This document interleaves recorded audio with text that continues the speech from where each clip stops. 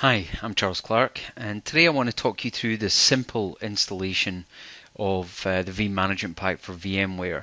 This is where you might be doing testing, you might be doing a proof of concept, you might have a really small SCOM environment or really small virtualization environment where scalability issues and the ability to load balance and fail over and all that sort of good stuff in your monitoring solution is not necessarily important for you at this time. So it's really quick, it's really simple, but please, my request to you all, please, please, please, read the installation guide. There's a whole bunch of ports you need to know about. There are connection accounts that need the appropriate permissions inside vCenter. And while all of that stuff is really simple to set up, it's worth knowing about, and it is all documented in the installation guide. I'm not going to memorize all the ports personally, so please have a look at the installation guide and use that as the basis for the installation. But let's get to it. We're just going to do a simple installation. I just want to show you how simple it can be. From an architectural perspective, we're putting all the components on a single system, and in this case that single system is a SCOM management server. Now, it doesn't need to be. It could be an existing SCOM agent or server configured as an existing SCOM agent, but for this demo I'm just going to whack it all on the management server just for testing purposes. So my SCOM environment has two management servers. One of those Windows instances also has SQL on it. I'm going to pick the one that doesn't. But here's my SCOM console. You can see that I've already mounted the Veeam Management Pack for VMware ISO, and I'm just going to click Setup.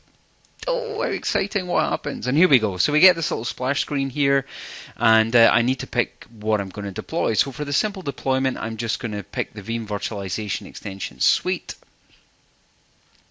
Now remember, we did do a sort of architectural whiteboard overview explaining what all these components do, so I would thoroughly encourage you to watch that. So I'm just going to run through the wizard. Got to provide licensing information. So here, basically what the wizard is offering to do for me is just install everything. So I'm just going to go ahead and do that. So it's the virtualization extension service, the extensions UI, the web interface, and then the collector that is, that glue essentially that glues the VMware environment and Ops Manager together. So I'll just find the license file. I think I have a valid license file on my desktop. Boom, boom. There we go. Okay, now one of the key things that the wizard will do is it will show you where you haven't met the prerequisites. And one of the things I love about the Veeam wizards is that it'll just fix them for me. So I can just, for example, click install, and off it will go and enable and install all the missing features. So I'm going to let that happen. That'll take a few minutes and we'll jump right back. And we're back. So we can see that the configuration check is completed. All the components were installed. It took about 2 minutes. And cool, I can go on to the next stage in the wizard. Okay, so there are a couple of ports to be aware of here. The port for the virtualization extensions and for the UI. I'll just provide those and customize them if I need to. I also need to provide virtualization extension service credentials to manage the service. So I'm just going to use a service account here. I'll go for that, and I am going to specify the password. Done. And I'll just use the same account for the Veeam collector service. Okay, and I can click install and it will begin the installation.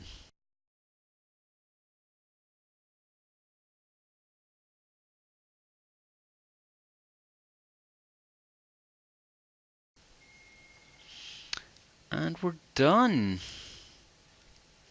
Okay, now I do need to log off and log back on, just to update a couple of the group memberships that are required for logging on to the virtualization extension site. So I'm just going to do that. Okay, and we are almost there. Just a couple of other small tasks to take care of. Now what we've done here is we've set up some of the infrastructure required to pull data from the VMware environment. There's a couple of other just little configuration things that we need to do first.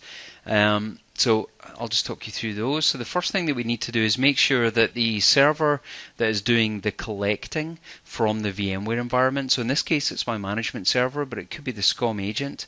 We just need to ensure that that server is configured to allow for proxying. So in other words, it can deliver data back to SCOM from on behalf of another machine, or we can have that data delivered back on behalf of another machine. So actually in my case this is a management server, it's EU SCOM02.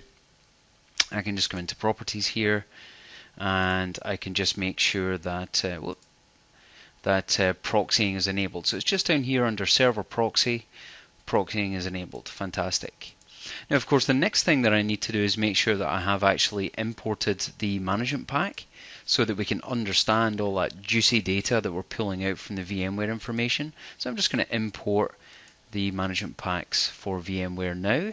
So I'll just add from disk, say no to that, and just go to the source files. Now in my case I'm using System Center 2012 Service Pack 1. And I'm just going to select everything, all these management packs that contain all the rules and normalization for our VMware environment, and I'm just going to import those. Fantastic, and we are done with importing the management packs. So what that is going to do, of course, the import of those management packs, is it's going to create the relevant nodes inside the Ops Manager monitoring console, so you can see the Veeam for VMware node and inside the reporting node as well. Now for us to be able to pull information back into Ops Manager, we obviously need to tell the Veeam components where VMware is at. So let's just do that. So to do that, I'm just going to open the Veeam virtualization extensions for VMware UI. It's just a simple web interface, really straightforward process. Of course, I do need to make sure it's in the trusted sites list. There we go. And I'm just going to log in with current credentials. Okay, so here we can see the dashboard, the starting point. So you can see that I don't have any VMware connections right now. So I'm just going to connect through vCenter. So I'm just going to specify the location of my vCenter server, which is that.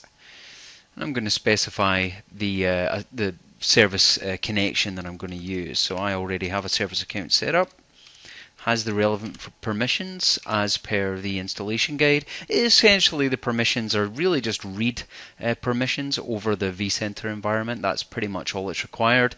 There are a couple of things to be cognizant of in terms of the SIM XML connection for hardware delivery, and one or two permissions relating specifically to data stores for pulling out accurate information, but it's all documented in the installation guide. But it's really pretty straightforward stuff. And I'm just going to click next, and hopefully that connection will become active.